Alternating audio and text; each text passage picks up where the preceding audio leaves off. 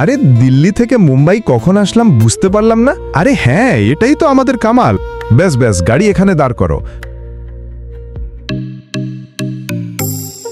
আরে মুম্বাইয়ের ভাড়া কয় টাকা? 60 টাকা। এই নাও 70 টাকা আছে, 10 টাকা টিপস রেখে দাও, কিছু কিনে খায়। এই দাঁড়া, এই না তোর 10 টাকা ভিখারি ছালা।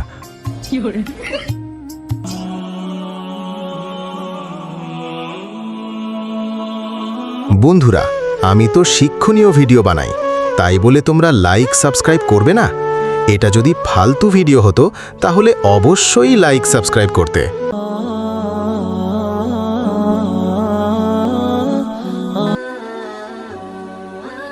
আরে এই ড্রেসটাই তো লাগবে আমার।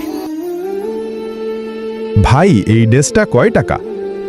2000 টাকা স্যার। ঠিক আছে, প্যাক করে দেন ভাই। এটা পার্ট 2 দেখতে কমেন্টে 2 লেখো, দ্বিতীয় পার্টে যেটা ঘটবে অবশ্যই দেখবে।